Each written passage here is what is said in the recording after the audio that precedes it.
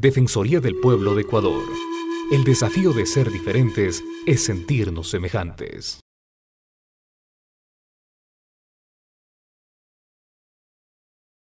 Oye, esta primera parte es conceptual. Quisiéramos, de alguna manera, Cristian y yo, abordar el módulo 1 de sus guías de atención. Entonces yo lo que quisiera es intentar darle sentido a esta primera página 10, 11 y 12 y 13. Después de Cristian hará el curso en adelante que dará su contexto. Yo propongo 3 temas para esta primera partida. La primera es hacer una introducción, como todo lo que vamos a hacer hoy día, al constitucionalismo ecuatoriano. Un poco explicar así los grandes rasgos, lo que ha sido el aparecimiento de los derechos en la historia del constitucionalismo ecuatoriano. Primera partida, para poner en contexto la Constitución del año 2008. La segunda parte que quisiera es hablar muy genéricamente de la Constitución del 2008. La estructura, cómo está, y toda esta cosa. Y finalmente hablar este artículo que recoge la teoría general de los derechos humanos en un artículo que es el artículo 10 y 11. Donde está la lógica de lo titular, de lo obligado, los principios de los derechos, y es justo lo que está en la introducción del módulo. Me estoy dando cuenta que hay un montón de gente súper formada de las que yo conozco. Entonces tengo un poco de miedo de ser muy obvio. Entonces, si soy muy obvio, quisiera que me digan. Y avanzamos quizás más. Avanzamos más o no somos reyes. ¿Cuántos de aquí somos abogados y abogadas? O sea, casi todos.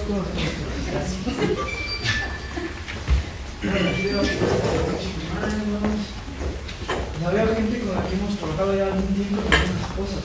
Entonces quizás, pero no se lo que si soy obvio. Me paran y cambiamos o me disculpan. En el año 2012 celebramos 200 años de la Constitución de Quito. Y hubo una celebración especial en Montecristi. Y al final era una celebración de historiadores. Pero los historiadores nos invitaron a algunos juristas para que podamos, digamos, como compartir perspectivas. Y fue interesante porque me obligaron, la pregunta era cuál fue la relevancia de la Constitución de 1812, 200 años después. Y de alguna manera me obligaron a leer la Constitución de 1812. Y de paso me volví a leer con perspectiva de derechos humanos las 21 constituciones de la Constitución. ¿Ha hecho alguien ese ejercicio de todas las constituciones del Ecuador? Es súper aburrido. Es una de las cosas más aburridas que hay de la vida, por un lado. Y otra de las cosas que descubrí es que las constituciones del siglo XIX son muy semejantes, todas son semejantes.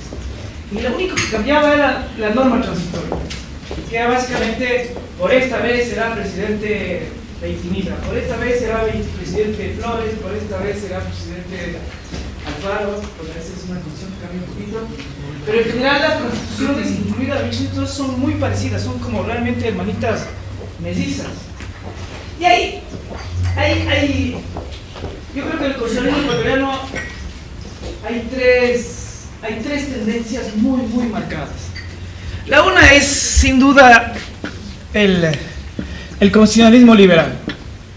Eso es clarísimo en la Constitución de 1812. Uno dice, ¿cuál es el impacto de la Revolución Francesa? 1812. Entonces está clarísimo. Nos llegó pronto, digamos, de todos estos principios de la Constitución, la Declaración de los Derechos, nos llegó en 1812 con algunas restricciones enormes. Entonces, el siglo XIX hasta la Constitución de 1929 es liberal. Y hay una liberal, además una liberal entre los conservadores, los republicanos.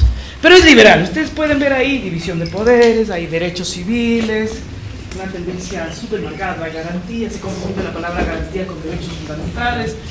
Esta es una tendencia muy fuerte, que va de 1812 hasta 1929. El segundo periodo evidente es el constitucionalismo social. Cristian, tú lo mencionaste ayer y bien acertadamente, fue dijo en los años de élites 30, y efectivamente en el año 29 nosotros ya tenemos derechos sociales, de forma incipiente, pero tenemos, que es comienza en 1929, en 1945 tenemos ya un catálogo generoso de derechos sociales, está la seguridad social constitucionalizada, está la salud, la educación. Y yo marco una diferencia, y esto es secuencial, no es que las constituciones dejan de reconocer lo que las otras reconocían, hay unos derechos que aparecen y desaparecen que uno no puede explicarse. El derecho de asociación aparece, reaparece, el derecho de petición aparece, desaparece, el habeas corpus aparece en el 29, pero más o menos es un proceso acumulativo de derechos. 1929 yo le marco aquí hasta 1900, la verdad 98. Y luego viene un cuestionalismo de la diversidad, que es evidente en la Constitución del año 98. La influencia del levantamiento del movimiento indígena en los años 90 a nivel nacional tuvo un impacto absolutamente evidente en la Constitución del año 98. Hasta, claro, ahí los que hicieron la Constitución del año 98 no ven novedad en la del año 2008 y dicen que ahí, yo sí veo ahí, pero eso es súper discutible. Entonces, esto que estoy poniendo es discutible. Y lo voy a decir, o sea, ningún jurista con los que he debatido comparte esto que estoy diciendo. Ellos se quedan en lo de la diversidad, admiten que se reconoce varios capítulos de la Constitución, que tienen varios movimientos y grupos humanos que tienen protección especial, y ya. Muy bien. Un compañero... ¿Tú fuiste pupilo de Nino también? No, pupilo. No, así como... Eres parte del Pero es hay un muy buen amigo de Cristian que se llama Roberto, es tu buen amigo, ¿sí, no? El Roberto Gargarela. Y él acaba de publicar en Oxford un texto sobre el constitucionalismo latinoamericano.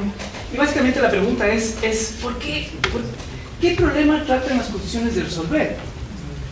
Y es una pregunta interesante porque nos saca un poco del formalismo y uno se pregunta ¿por qué de pronto aparecen en el año 29 los derechos sociales? Entonces un jurista solo ve los textos y los juristas que tenemos un poquito de curiosidad, queremos aprender un poco más, nos hacemos esta pregunta: ¿por qué? ¿Qué necesidad tenían las personas que lograron hacer una constitución? Y claro, el constitucionalismo liberal básicamente y con esas preguntas el Roberto va generando, va tratando de dar sentido a todas las constituciones latinoamericanas y encuentra patrones más o menos comunes. En el liberalismo hay algunas cosas que llaman la atención, porque al final, como dice este Roberto, al principio nuestros primeros constituyentes tenían un desprecio grande por el pueblo. Había una desconfianza fuerte por el pueblo. Y eso lo ven en el mismo Bolívar. Bolívar creía que la mejor forma de gobierno después de la independencia era la monarquía.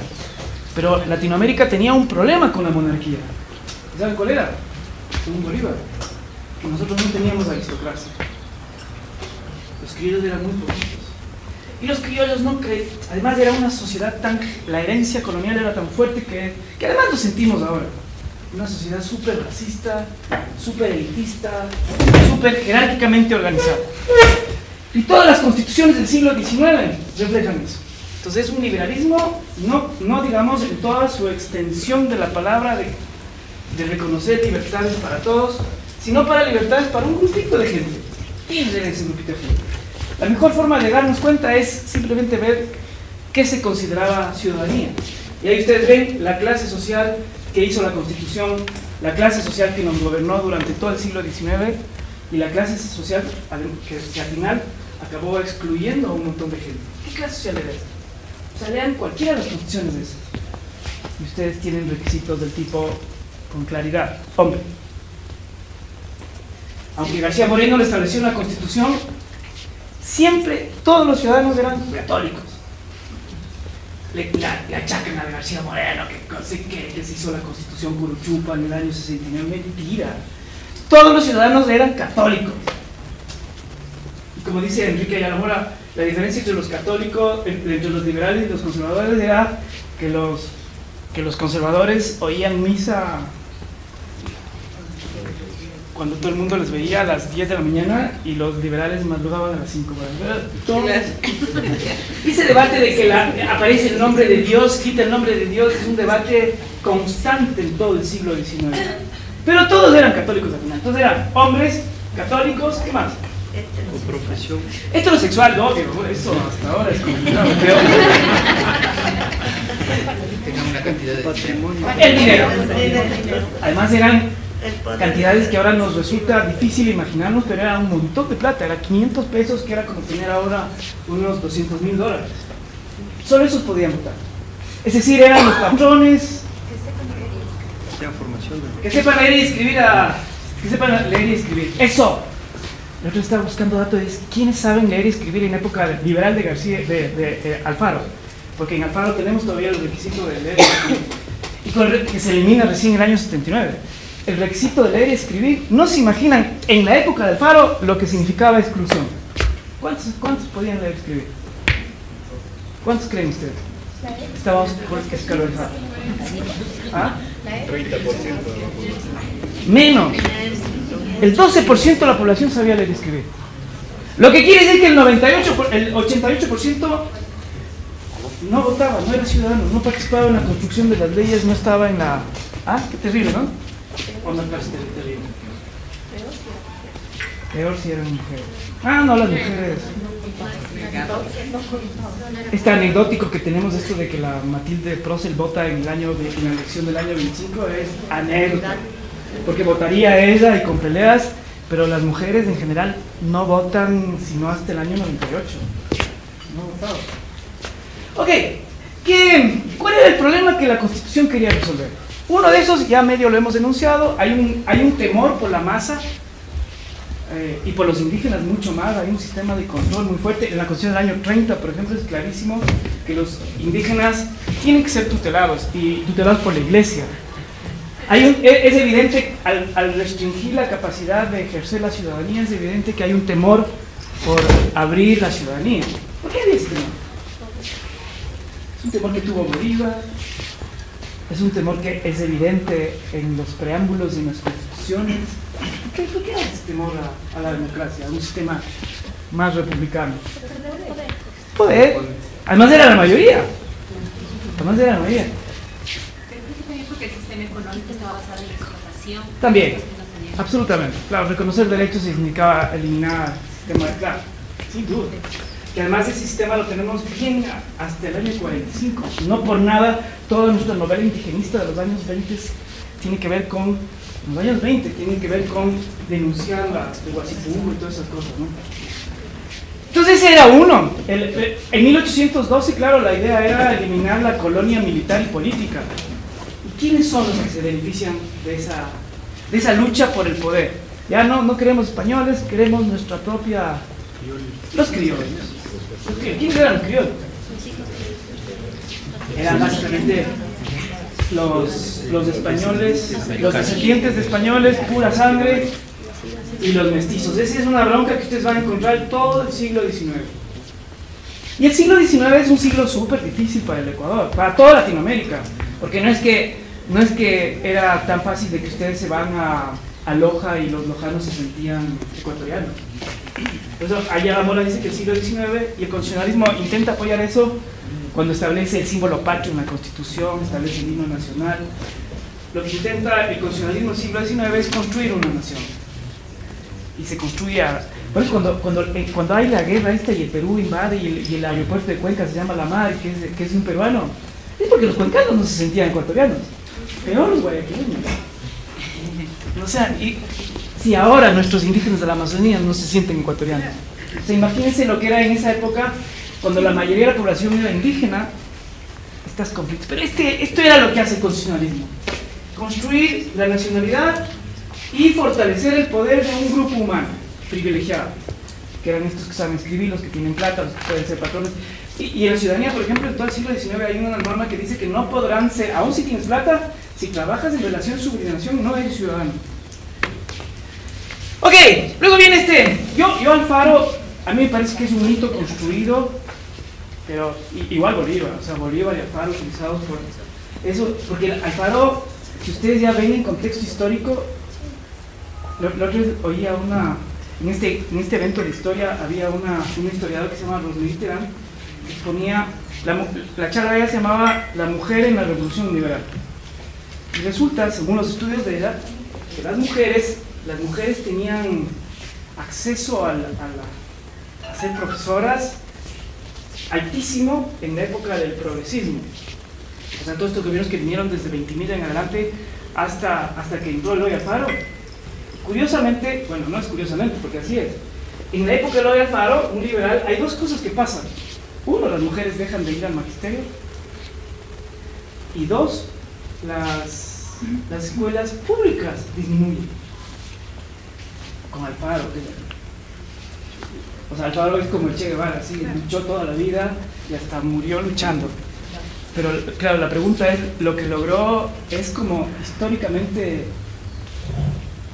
reivindicable, que al final él lo que logra es un liberalismo. ¿Qué significa el liberalismo? O sea, logra libertad del mercado, salen los primeros bancos, hay un fomento de la educación privada, el laicismo, que es súper relativo, porque el mismo Ayala Mora reconoce que en la práctica lo que hizo fue que en adelante desaparece el nombre de Dios en la Constitución, pero la Iglesia siguió teniendo la misma propiedad, no se tocó, hubo un pacto silencioso ahí, o sea, al final no es como la... Y si uno ve quién era más progresista, Alfaro o Leonidas Plaza, que le siguió Leonidas Plaza, es el que hace las obras públicas más importantes. Pero lo que sí tiene destacable es que no dejó de luchar toda la vida, pero al final era un comerciante, no voy a poder haber hecho toda la guerra que hizo si no era porque era un comerciante que vendía sombreros y que logró hacer comercio internacional, más con Panamá y todo ese rollo, ¿no? Por eso yo así, la otra vez que le oía a los historiadores ahí mismo decían, Alfaro creó, porque no es mentira, es de la Constitución, dos anteriores ya crearon todas las cosas que Alfaro, que le reivindica a la Constitución de 1904. Pero de todas maneras es eso, y el liberalismo, digamos, que cobra forma en los años 20, o sea, después de Alfaro, entre el 10 y el 20 es donde tenemos ya los bancos, tenemos la moneda, tenemos todo lo que sería, digamos, las condiciones para garantizar la propiedad y la libertad de comercio. Todo esto, digamos, se fue construyendo de a poquito. Pero en 1929 ustedes recordarán el libro Las Cruces sobre el Agua. Ese libro, Las Cruces del Agua, refleja problemas que explican el por qué en el 29 se reconocen derechos. ¿Qué pasó en eso? ¿Qué pasó ahí? Matanza de los trabajadores. ¿Qué estaban reclamando los trabajadores? Mejores condiciones laborales. Menos horas de trabajo. Estaban exigiendo condiciones laborales. Para la época del 29, Mariátegui ya había escrito algunos libros, digamos, introduciendo a su manera el marxismo en el discurso latinoamericano. Por eso el conservadurismo social tiene mucho que ver con el discurso marxista y la lógica de los obreros y reclamar los derechos. Ustedes encuentran en la 29 ya los derechos laborales y la seguridad social incipiente, pero tienen eso ya. Tienen horario de trabajo, tienen descanso obligatorio, tienen la idea de remuneración. Isidro Ayora, claro, ustedes tienen ahí la misión famosa Kenmeret, que ordena la economía, y digamos pero ya tenemos la primera cosa. En 1929 eso va creciendo, los conflictos siguen o no. Además, fíjense cómo es el reflejo. Nosotros leíamos un libro de historia europea increíble del siglo XIX, lo que fue la industrialización en Europa y la explotación del trabajador. Toda esa cosa que generó el movimiento obrero, la revolución mexicana. O sea, veníamos de tiempos complicados, de gente que ya no estaba peleando por el poder. O sea, el poder ya no era entre el poder disputa entre los criollos y españoles, y después entre los mestizos ricos, aristócratas, comerciantes con los criollos. Esa es la disputa del siglo XIX. Acá emerge un nuevo actor social, que es el obrero. El Partido Socialista se funda en los años 20, y el Partido Comunista también. O sea, tenemos, digamos, la influencia de las luchas sociales de Europa, tenemos sin duda eco en esa constitución de ahí, sin duda, en el 29, que a mí me parece que es como paradigmática en esto. Siguen los conflictos sociales. En los años 30 hay cosas súper interesantes en el Ecuador. ¿Como qué? Hay dos procesos interesantes que nos hablan de dos actores emergentes. El uno es el campesino, y el otro, que además es indígena, pero es llamado un campesino, y el otro es el obrero. Y hay dos procesos que se hace bien, se intenta hacer, que es la reforma agraria, por un lado, y la otra es el Código Laboral del año 38. Pero ¿qué pasa con los otros actores? Esa es la pregunta. Entonces, seguimos con una ciudadanía que se basa desde el año 29 se elimina el dinero, pero sigue siendo el requisito leer y escribir. ¿Sigue siendo una ciudadanía excluyente? Y emerge estos dos actores. Entonces digamos que los actores que tienen cierta capacidad de negociación política son, en algo, los campesinos, los obreros, los mestizos burgueses y todos hombres. Muy bien, y sigue así la historia hasta que, bueno, tenemos la época de la dictadura en Latinoamérica, incipientes movimientos revolucionarios. Nosotros no tuvimos una guerrilla fuerte, por suerte o mala suerte. Pero ahí tenemos una época de los años, se imaginan que fue el año 59, Cuba. Voy dejando la lata porque si no voy a estar 3 horas hablando de tonteras. Ok, acá lo evidente es que en el año 90, ustedes recordarán cuando se paraliza el país por los indígenas y emerge esta clase política increíble, impresionante. O sea, y además yo vivía en esa época, en los años 96 en adelante, viví en Guatemala y yo escuchaba la reverencia que había al movimiento indígena ecuatoriano, que tenía una capacidad de movilización que se paralizó todo el país. ¿Recuerdan eso? Se tomaron increíble. Y la Constitución del año 98 es un reflejo de eso. No solo el movimiento indígena, sino que emerge en Ecuador un montón de movimientos sociales. Los feministas, el movimiento de los niños, el de... ¿qué más? Y el 98 tenemos ese reflejo interesante que se refleja en los derechos colectivos, tenemos los consejos como mecanismos de garantía de esos. Hay consejo de igualdad, consejo de la niñez, consejo de mujeres, consejo de discapacidades, y ahí está, que de alguna manera reflejaban todos esos movimientos que estaban, digamos, organizando. Tenemos la crisis del 99, la constitución logra frenar. Yo creo que es una constitución súper neoliberal, sí, neoliberal. No hay un derecho económico que tiene mucho que ver con el mercado. El consenso de Washington está ahí en la Constitución del año 98, tiene un montón de derechos, pero la parte económica es súper liberal, explícitamente liberal. Y luego tenemos las crisis que ustedes saben. 99, la crisis que generó una salida increíble de gente afuera. ¿Cuántos gente salió? 3 millones de personas. O sea, tenemos las ciudades más grandes después de Quito y Guayaquil están fuera del país, ¿no? Es Nueva York, no, más abajo, Murcia. Pero comienza con la crisis del 99. Y ahí tenemos una crisis donde tenemos, como ninguna parte en Latinoamérica, un montón de presidentes, un montón de cortes supremas, un montón de tribunales constitucionales, un montón de tribunales electorales. Hay una necesidad impresionante de cambio. Se apuesta al presidente Gutiérrez, nos va medio mal, todo el mundo quería cambio, parecía que iba a ser no sé qué, después viene el presidente Correa y estamos en lo que estamos, y viene la Constitución del año 2008. Pero la Constitución del 2008 tiene una cosa, a mi modo de ver, terriblemente original, esta y la de Bolivia. La pregunta que responde al por qué se hace la Constitución, ustedes van a ver todo el preámbulo, es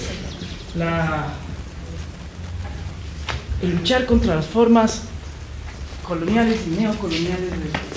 La verdad, cuando eso salió en la Constitución, cuando se puso la Constitución, la verdad no tenía categoría para entender qué significaba decolonizar. Yo tenía la imagen de colonia, 300 años, españoles, independencia. ¿Eso les pasa a ustedes juristas también o no tanto? O ya son más progresistas que yo. Pero tenían esa imagen más o menos. Colonización, que ahora los pensadores latinoamericanos, esta línea de pensadores culturales latinoamericanos, dicen esa es la colonización política y militar. Ahora estamos con la colonización cultural. Claro, uno ve, y el otro día le oía a un boliviano que estaba en una charla de derecho económico. Y la charla comenzó diciendo, la Constitución boliviana está hecho para decolonizar. ¿Qué es eso? Compañeros juristas, compañeras juristas. Yo pregunto a los juristas compañeros de Bolivia, nadie sabe eso. Es una ridiculez. Claro, cuando uno dice, Claro, uno trata de buscar en los autores de estos maravillosos europeos y nadie habla de ese problema. Y claro, para mí, por ejemplo, yo estoy aprendiendo de esto, hay un montón de... en Ecuador está la Catherine Walsh, está el Arturo Escobar en Colombia, el Dussel en Argentina, son un montón de filósofos, y Quijano en Perú, ¿sabes? El que desarrolló el concepto de colonialidad. Y claro, el concepto de colonialidad tiene que ver con la dominación cultural y con un problema epistémico donde al final todos, por comprender de una forma el mundo, en el fondo nos inhibe de poder emanciparnos y poder mirar la diversidad y aprender del otro. Eso está en la Constitución ecuatoriana. Y la Constitución ecuatoriana, yo siempre digo, aunque el Cristian insiste y es cierto, si es que no superamos, puede ser pura retórica, tiene unas palabras que son, puede ser pura retórica o puede ser una potencialidad para emancipar. Y son esas instituciones que metieron ahí el movimiento indígena. Y con esta gente intelectuales del movimiento intercultural, de este movimiento latinoamericano cultural. Si alguien quiere entender la clave de eso, hay un libro de la Catherine Walsh que se llama Estado, Interculturalidad y Buen Vivir. Que ella fue una de las que estuvo ahí metida en la asamblea haciendo estas cosas. Del Boaventura vino, pegó un fuego rasante, habló sobre la plurinacionalidad, la Pachamama, plenitud, y salió esas instituciones que solo tienen en algunos casos un enunciado y que por supuesto no tienen ningún eco en la estructura de la Constitución, que son la plurinacionalidad, la interculturalidad, la Pachamama, el suma causal, la justicia indígena al mismo nivel de la justicia ordinaria, la democracia comunitaria. Y hay todo un rollo que no nos vamos a meter en la sesión de hoy día, pero ahí hay todo un rollo que yo digo que está emergiendo un constitucionalismo andino. Y digo andino, además cuando uno ve, ya Bolivia tiene una cosa parecida, y si ustedes ven la jurisprudencia de la Corte Colombiana sobre la cuestión indígena, ustedes ya ven ahí unos rasgos de comprensión de lo que significa el aceptar una cultura que debe tener la máxima autonomía y la mínima intervención estatal, ¿no? Ok, entonces hay un problema gordo que nos ha metido la Constitución, que es complicado, que hay de colonizar el pensamiento, de colonizar las formas culturales que tenemos hegemónicas, que además es medio evidente cuando uno se da cuenta, ¿no? Somos súper occidentales. De colonizar el poder también. ¿Qué? De colonizar el poder. Y el poder, claro, eso significa la democracia comunitaria, eso de mandar obedeciendo. Que es todo un rollo ahí. Yo estoy diciendo que ahí hay algunas decisiones que son iliberales, por un lado, y por otro lado que pueden tener dramáticos desarrollos o potenciales desarrollos manifestatorios enormes. Ok, eso en suma. Algunas ideas para cerrar esto. La una es que atrás de los derechos siempre hay un movimiento social que los conquistó. Los derechos nunca son concesiones graciosas del poder, ni cuando se reconoce, y mucho peor cuando después se intenta exigir, que es el reto que estamos viviendo ahora. Para exigir derechos que tienen que ver con dejar o limitar poderes económicos, políticos o la fuerza, solo se puede contrarrestar con un movimiento social. Y atrás de cada uno de esos avances hay movimientos sociales. Ecuador, digamos, demuestra esa hipótesis de que los derechos se conquistan. Por un lado. La otra idea que es evidente es que los derechos son expansivos. Eso es como... Y Ecuador es demasiado evidente, porque además vamos hasta con la Pachamama, ¿sabes? Si nosotros dibujáramos el progreso de los derechos desde la de 1812, en donde ni siquiera hay un capítulo, pero aparecen algunos derechos, ustedes van a ver que es una línea así. O sea, son como expansivos. Eso genera algunas paradojas y muchas complejidades. Una paradoja que suele decir Ferrandoli es que a mayor derechos, mayor posibilidad de legitimidad del poder. Y es obvio, porque mayor derecho quiere decir que hay mucha gente que va a exigir ciertas pretensiones con carácter obligatorio y el Estado tiene más dificultades de satisfacerla. Por eso para Ferrandoli, en la línea de legitimidad, de poder con discurso, mientras más absoluto eres y menos derecho, eres más coherente. Mientras más derechos reconoces, por más democrático que seas, es más posibilidades de satisfacer y por tanto de que te reclamen legitimidad en el gobernar. Ok, entonces progresivo, lucha social, es una de esas. En las garantías ustedes van a ver desde la misma Defensoría del Pueblo, digamos, toda esta institucionalidad que se ha ido creando tiene que ver también con corrientes internacionales, con luchas, con búsquedas de buscar mejores mecanismos de protección de derechos, de carácter administrativo, de carácter formal, jurisdiccional. Nuestra Constitución ya establece un abanico enorme de garantías. Ok, ¿alguna pregunta de esto? De esta lata. ¿Alguna pregunta? Si a alguien le interesa, yo escribí un artículo así de 50 páginas de aburridazo sobre esto, y en ese artículo todo el aburrimiento que tuve leyendo las constituciones reflejo en el artículo, pero si alguien se quiere lanzar ese, encantado le puedo pasar. Luego tenemos así muy brevemente para luego irnos a la teoría. La Constitución tiene, como ustedes bien saben, comienza siempre con un... Hay gente que no le para bola a esto, pero a mí me parece súper interesante, que es el por qué lanzamos esta Constitución. Ahí ustedes encuentran pura decolonialidad, pura diversidad, pura discriminación, pura marginación, pura sociedad exclusiva, excluyente, eso está en mi preámbulo. Por eso pedimos esta Constitución. De alguna manera reconoce los problemas y también los pone nombre. Si podríamos analizar la Constitución y ustedes van a ver ahí que aparecen todas estas cositas. La otra... Aquí en Ecuador ya no podemos hablar de derechos humanos porque con la naturaleza nos descuadraron, así que aquí hay derechos fundamentales. Los derechos fundamentales porque están en la Constitución, y ahí ustedes tienen una clasificación de derechos súper... No sé, no está en la página, pero está en la página 13, no sé si lo podemos ver.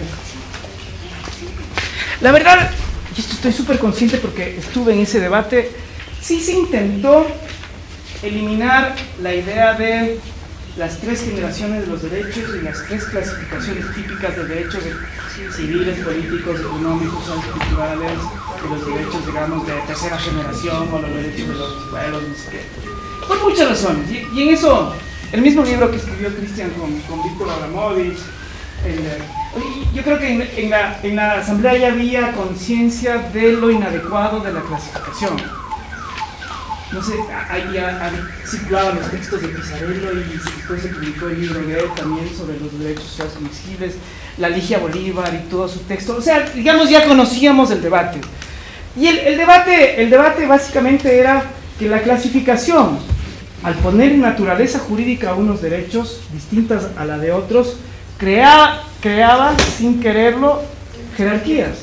Y entonces cuando decía, por ejemplo, además jurídicamente está así, ¿no? Los pactos internacionales, y después nosotros en la región volvemos a reiterar esa distinción del nivel de exigibilidad. Cuando el uno establece que habrá un recurso efectivo y en el otro establece que será progresivamente en función de los recursos, se establecía una naturaleza distinta.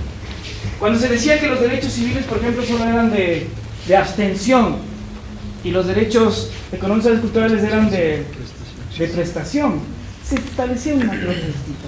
Pues salió un libro que ahora creo que es súper clásico en los Estados Unidos, que se llama El costo de los derechos civiles, ¿por qué las libertades son caras?, de 2 profesores norteamericanos famosos. Y ahí ellos empíricamente rompieron el mito. Dijo, creen que los derechos civiles son de no le tortures, vota en la urna, no le quites la urna, déjale caminar en la calle. Y ellos demuestran que esos derechos que aparentemente se han abstenido son carísimos. ¿Cuánto cuesta tener una policía educada para que no torture y pueda investigar de forma científica y que busque la prueba en otro lugar que no sea el cuerpo? ¿Cuánto cuesta eso? Ahorita acabamos de inaugurar un centro de criminalística impresionante al frente del Hospital Metropolitano. ¿Cuánto cuesta eso?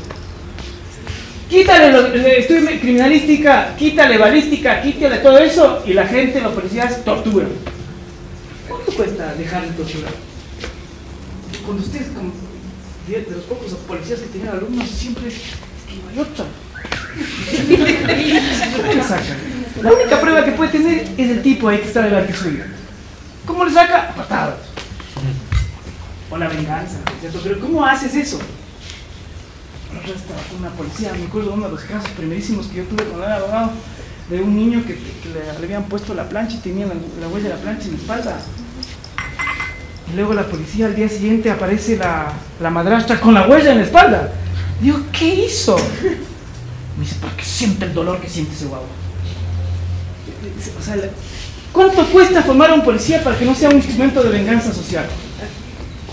Es carísimo esos cursos de formación, ¿cuánto cuesta que le deje al tipo circular cuando no comete infracciones penales? Porque ahora ustedes todavía en los parques policiales encuentran una cosa que estaba en actitud sospechosa. Yo hasta la otra vez me trajo un alumno un parte en donde decía, el carro estaba en actitud sospechosa. La actitud sospechosa es como ese cuento de Saramago de la caverna cuando después se construye un supermall y el tipo, el artesano que va al centro comercial, lo que le llamaba la atención en el centro comercial no eran los productos de consumo, sino era cómo puedes poner un vidrio tan grande. ¿Y qué será esa? ¿Por qué no tendrá ventanas el centro comercial? Actitud sospechosa, eso tipo. ¿Cuánto cuesta enseñar lo que significa ejercicio de libertad, que no es sinónimo de actitud sospechosa y que actitud sospechosa no es delito flagrante? ¿Cuesta?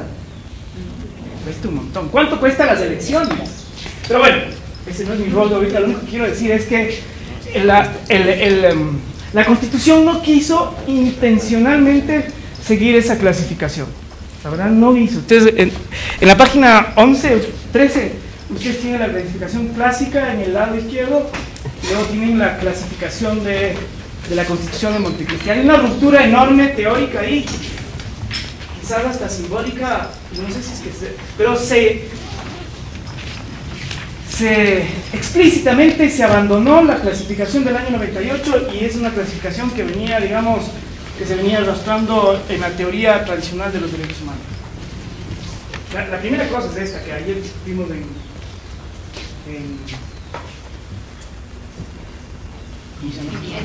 el Villareno. Por ejemplo, ¿tiene alguna significación el hecho de cambiar derecho de conciencia por derecho de buen vivir? ¿Tiene? Sí. Dicen que buscan armonía con lo... Sí, ahí hay una filosofía andina. Hay esa filosofía andina que tiene que ver con la armonía, la complementariedad,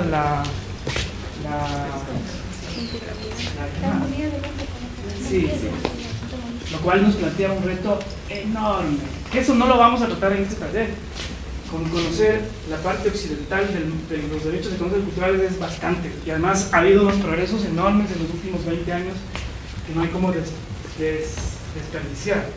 Pero lo cierto es que el hecho de haber enunciado buen vivir, y yo digo, y si a eso le suman el régimen del buen vivir y el régimen del desarrollo, estamos entendiendo la salud, la educación de formas no solamente occidentales, sino también interculturales.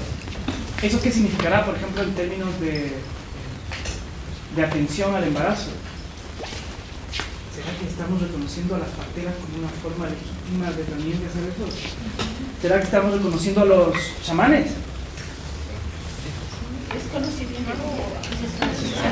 Yo creo que sí, porque la interculturalidad se construye entre culturas diferentes. Y la evidencia de las culturas diferentes, al menos en Ecuador, son 16 nacionalidades, 16 pueblos indígenas, 16 idiomas, 16 cosmovisiones, 16 autoridades, 16 sistemas jurídicos y la mestiza dominante que es la nuestra. Pero son 16. Entonces, cuando dice el derecho al buen vivir, hay una forma de entender que es la estatal y hay otra forma que hay que descubrir y claro, como son culturas orales, tampoco voy a ver qué dicen los áchilas en relación al buen vivir. No es tan fácil. Entonces, yo creo que las pistas están en los estudios etnográficos que muchos antropólogos. La verdad es que me fui a Villayala a ver la literatura existente y hay algunas cosas interesantísimas que han escrito curas, antropólogos, las salesianas que están metidas en esas cosas. Pero ahí hay una cosa. Grupos vulnerables también se cambia el nombre. Y hay personas de atención prioritaria. ¿Creen que hubo alguna reflexión alrededor de eso?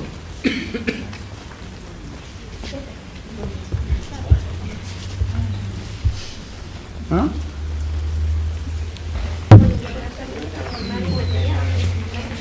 Era esa discusión de la gente no es vulnerable per se, sino que las situaciones son vulnerables. Esa era la discusión que hubo ahí. Los grupos no son por esencia vulnerables. No son las situaciones que Exacto. les convierten Las en circunstancias le ponen en situación de de vulnerabilidad. vulnerabilidad. Porque si los grupos son vulnerables, no se cambian. Si los grupos están en situación de vulnerabilidad, se cambia la situación, es posible que dejen de ser vulnerables, se conviertan poderosos y opresivos. Los derechos colectivos, ahí había un problema teórico con la Constitución del año 98. ¿Qué pasaba con eso? Y eso en la Constitución, ustedes van a ver que en el artículo 10, no sé si podemos ver aquí en la Constitución. Sí, yo aquí. ¿10? Vamos con el artículo 10. Ahí había un problema. Las personas. Sí, por favor. Artículo 10. Las personas, comunidades, pueblos, nacionalidades y colectivos son titulares y gozarán de los derechos garantizados en la Constitución y en los instrumentos Ese era el problema. internacionales.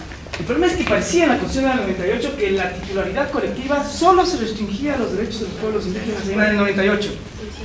Lo que quiere decir que si alguien quería reclamar un derecho colectivo que no era los pueblos indígenas, en la Constitución en la del 98 no había cómo.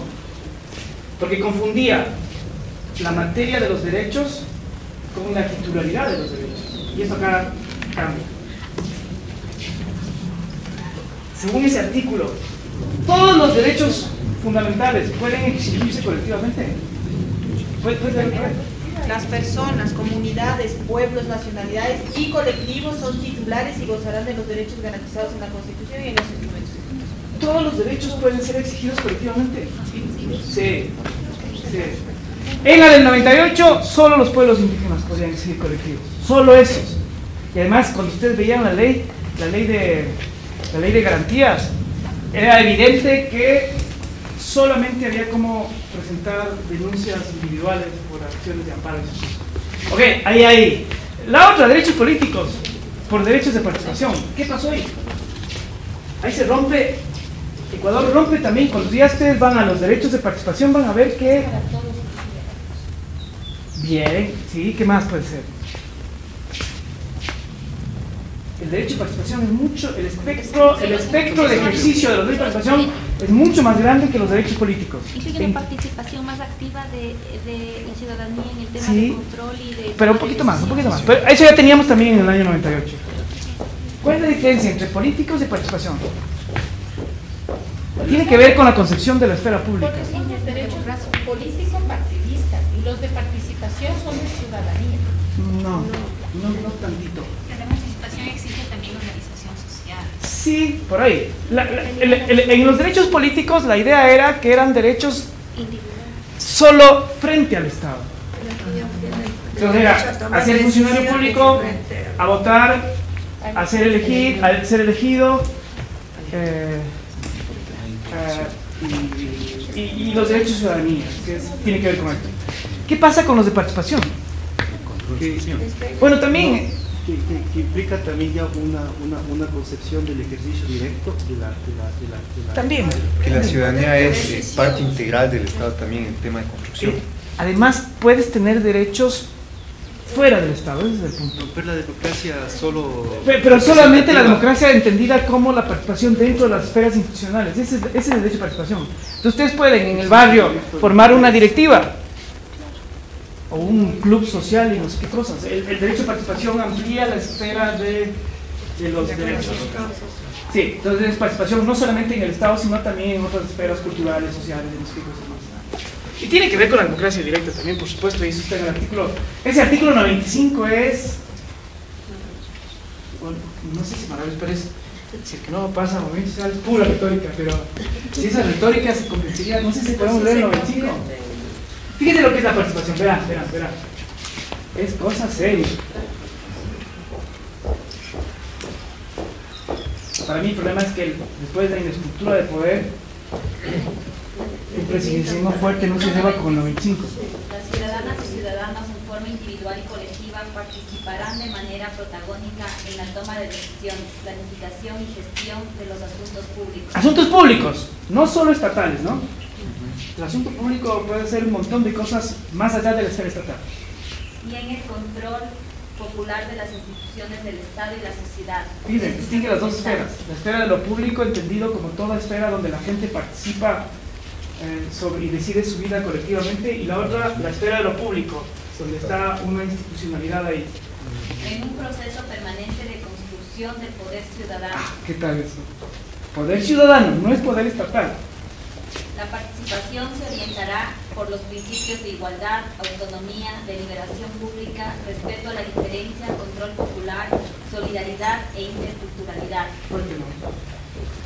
La participación de la ciudadanía en todos los asuntos de interés público es un derecho que se ejercerá a través de los mecanismos de la democracia representativa, directa y comunitaria. Fíjense eso. Cuando el Boaventura suele comentar este artículo que tiene un parecido en Bolivia, siempre decir, él suele decir, los Ecuador y Bolivia nos están diciendo que la democracia representativa puede tener otros objetivos. Y es esta, que se complementa con otras cosas. La pregunta es, ¿qué es? La democracia participativa ya nos podemos ir a ver más al libro de Nino, a todo lo que está desarrollando Gargarella, ya hay una democracia participativa. Pero la democracia comunitaria, ¿qué es? Esa es una pregunta que poca gente puede contestar. ¿Qué es eso? Entonces, la representativa conocemos, elegimos a nuestros representantes, estos gobiernos, nuestros nombres son los mandatarios, no sé qué cosas. Esta se complementa con la participativa, que quiere decir que todos tenemos que tener información, todos tenemos igual participación, todos deberíamos tener la capacidad de aceptar los argumentos de los otros si es que son mejores, todos decidimos sobre las cosas que nos conciernen, nadie puede dejar de ser escuchado si es que la decisión le va a involucrar, entonces tiene la obligación de participar. Yo qué sé, todas estas cosas. Claro, por ejemplo, el Código Integral Penal, yo sostengo, es un código, no se compadece con ese artículo 95. Solo hemos escuchado de todos los posibles criminalizables por el Código Penal. ¿A quiénes hemos escuchado? Los médicos. Y los ladronzuelos que están ahí presos, ¿no dirán algo en relación a las penas que suben 8 años?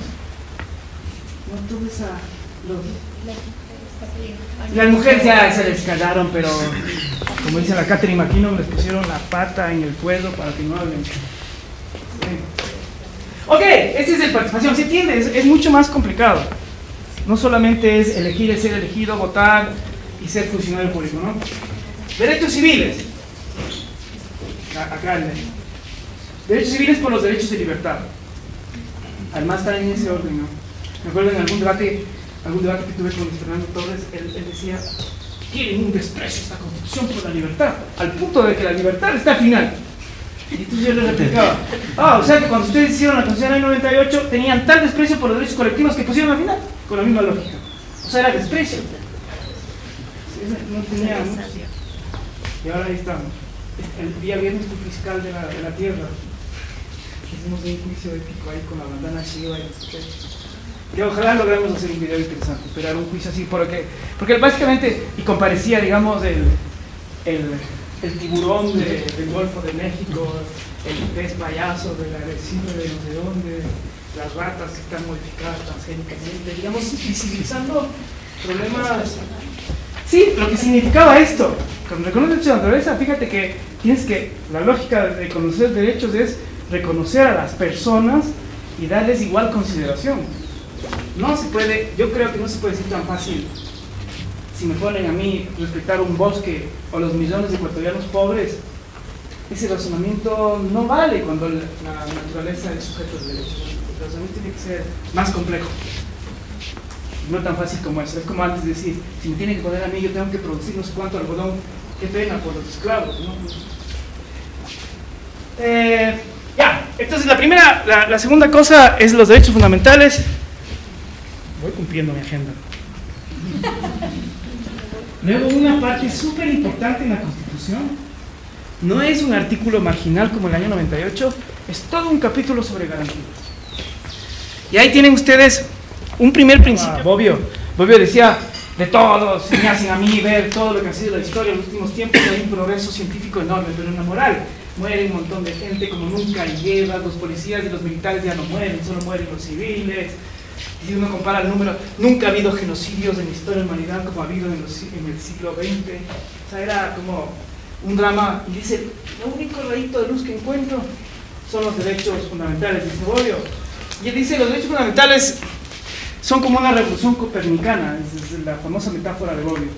Y la revolución copernicana es quitarla, así como la Tierra era centro del universo y el humano era el centro de todo, de pronto la revolución copernicana fue darse cuenta que la Tierra es una pendejadita que gira alrededor de otra cosa y que esta cosa está en el medio mismo. Giramos alrededor de no sé dónde y no, el centro no sabemos dónde está. Pero era básicamente el centro, era quitar la centralidad. Y si hay una diferencia entre los regímenes autoritarios con los regímenes que respetan derechos fundamentales, es que la centralidad no está en el Estado, sino que la centralidad está en la gente, en los pueblos, en las comunidades, en nuestro caso naturaleza. Y eso es complicado. Pero ustedes encuentran en el artículo 3, en el numeral 1, que el Estado se organiza para los derechos. Artículo 11, numeral no sé cuánto, se organiza para los derechos fundamentales. Es el centro, la una cosa. La otra cosa es que aparece cada una de las funciones del Estado, incluso los militares. Aparece que el objetivo es proteger a la gente. Ustedes se dan cuenta. Y entonces tienen las cosas, la normativa. No sé si podemos leer solo el encabezado de la normativa, así súper rápido, que debe estar por el artículo 85 será. Con la Constitución. Sí. Garantías jurisdiccionales. Antes, la normativa, tú la 84, 83. 85, la formulación, educación. Una antes, la arriba, la normativa. 84, ya. La Asamblea Nacional y todo órgano con potestad normativa tendrá la obligación de adecuar formal y materialmente las leyes y demás normas jurídicas a los derechos previstos en la Constitución. Ok, hasta ahí nomás. Lo que quiere decir que la única agenda legislativa que sería legítima según la Constitución es aquella que desarrolla la ley. No hay otra. No podría dictarse, según eso, leyes inconstitucionales. Y la otra es adecuar a la Constitución y a los instrumentos internacionales, que eso ya un poco nos va a hablar Cristian después de un rato. Pero fíjense, es esa la agenda legislativa. Usted de aquí en adelante tiene 180 artículos sobre derechos. Su misión es desarrollar cada uno de estos en eso se supondría, ¿no? Las normativas. Luego viene la de políticas públicas, que es el artículo siguiente. ¿No? El artículo siguiente tiene el famoso ciclo de participación de los sociólogos. Eso de, para que haya participación tiene que haber, está ahí. Artículo 85. La formulación, ejecución, evaluación y control de la política pública y servicios públicos que garanticen los derechos reconocidos por la Constitución. Está ahí nomás, garantizar derechos. A estos dos,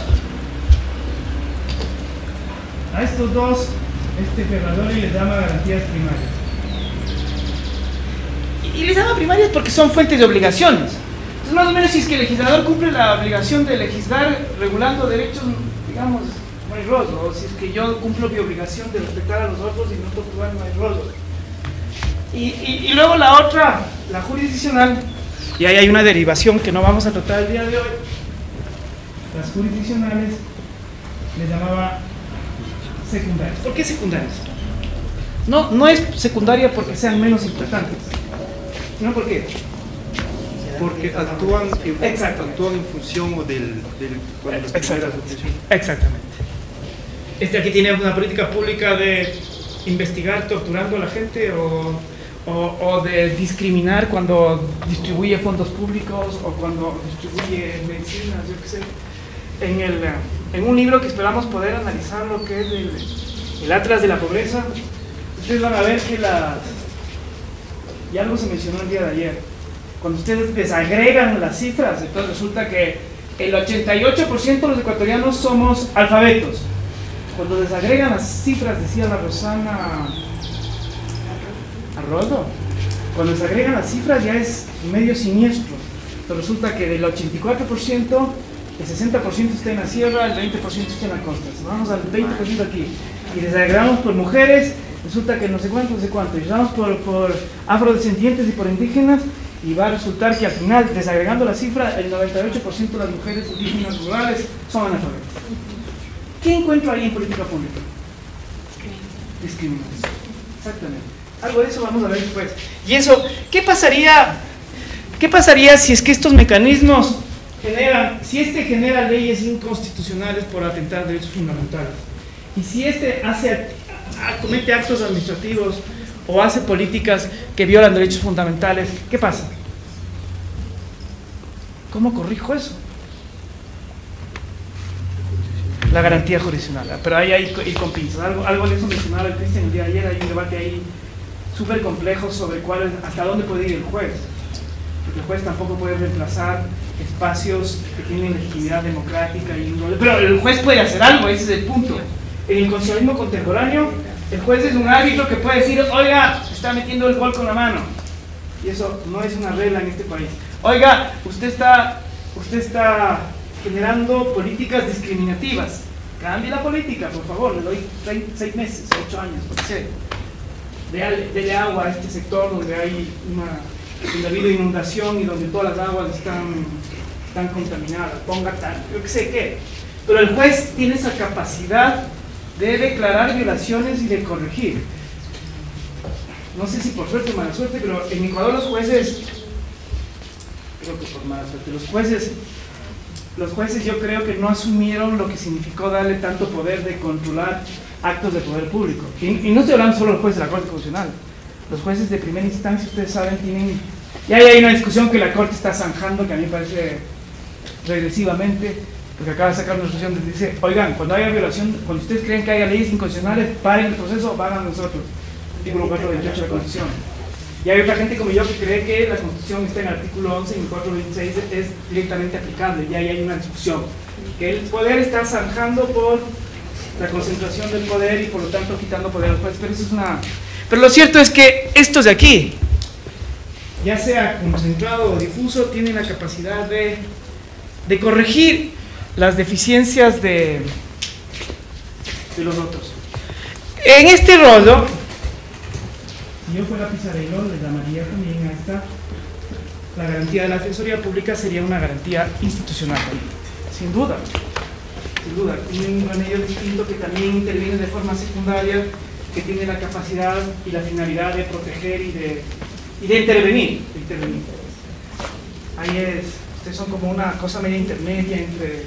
Pero son una organización hecha para proteger, ¿no?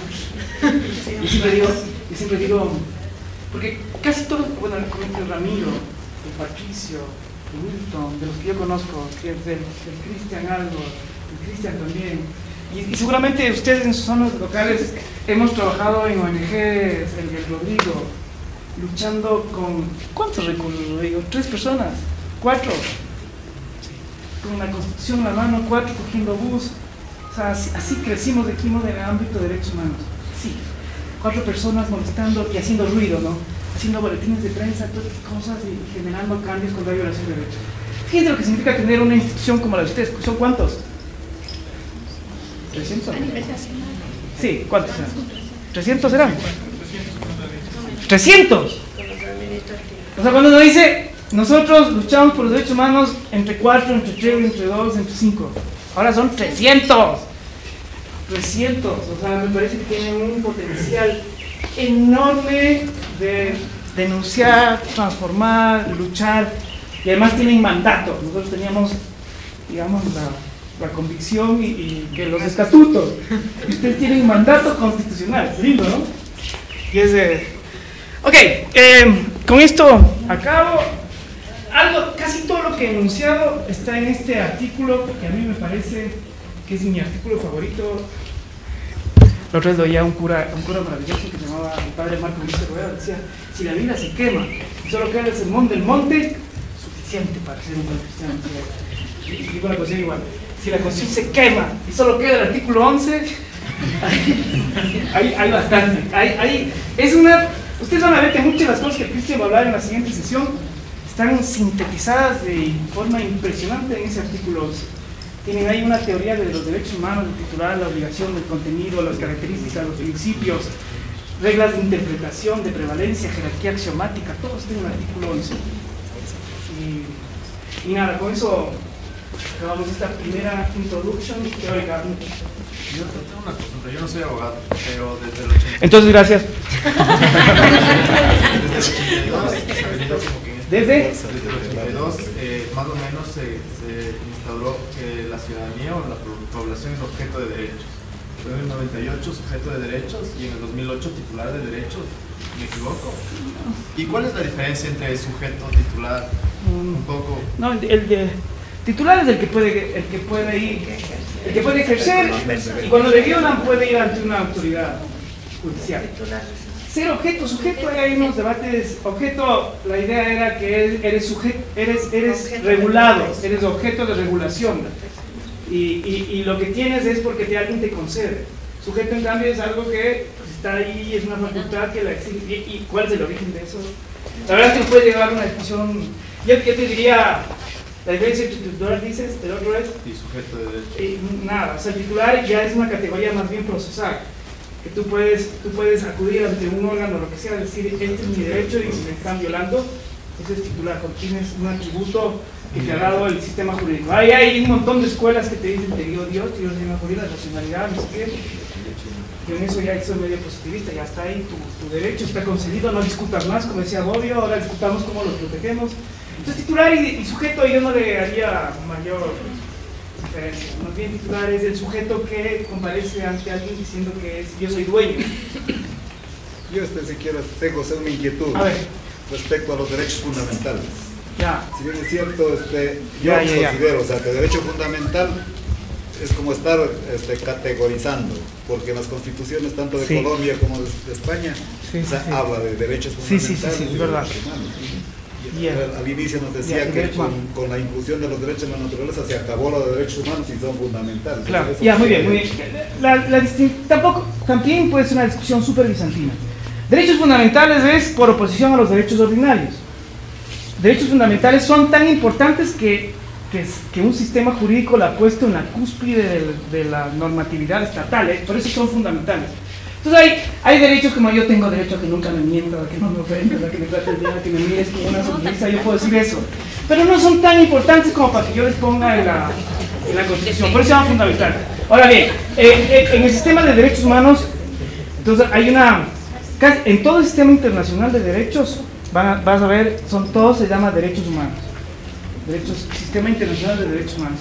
Pero la distinción es, normalmente cuando oyes de derechos, sistema de derechos humanos estamos hablando, pero la verdad es que en el fondo la naturaleza jurídica, el contenido es lo mismo, ¿no? Entonces, cuando tú ves derechos fundamentales, tienes que irte normalmente a las constituciones del lugar donde estás hablando. Entonces, los derechos fundamentales en Estados Unidos son distintos a los de Ecuador. De hecho, ellos tienen, por ejemplo, el derecho fundamental a portar armas, tiene su sentido histórico y lo que sea, pero es un derecho fundamental para ellos. Para nosotros, derecho de naturaleza es fundamental, pero derecho de naturaleza no es fundamental para el Congo, porque no está reconocido. Entonces, derecho fundamental es, en esta sociedad organizada, en este Estado, cuáles son los derechos que han sido tan importantes para ellos que le ponen en la Constitución. Eso es fundamental. Ahora, los derechos ordinarios, tú vas a ver que tienen un montón de regulación. Todas las leyes, normalmente, cuando regulan, el objeto de regulación tiene que ver con derechos, pero que no tienen la misma jerarquía. Entonces, cuando tú hablas, por ejemplo, de la marca y la patente, hay una ley de marcas y patentes, o la ley de comercio, ¿se está regulando derechos? Sí, pero no son, y además estos digamos son ordinarios, ¿no? Los derechos, si es que la matriculación tienes que presentar 4 papeles o no es un derecho fundamental, es una obligación, y por ahí va la diferencia. De cada estado, o sea, cuando oyes derechos fundamentales, normalmente estamos hablando de los derechos que están en una constitución. Cuando hablas de derechos humanos, el espectro se amplía y estamos hablando más o menos del sistema internacional de derechos. Pero yo no entraría a hacer una discusión bizantina de eso, ¿no? La integridad física, le llames humano, le llames fundamental, es súper importante y nadie puede torturarte, ¿no? ¿Algo más? Pero bueno, seguimos conversando y esto era solo una breve introducción. Defensoría del Pueblo de Ecuador. El desafío de ser diferentes es sentirnos semejantes.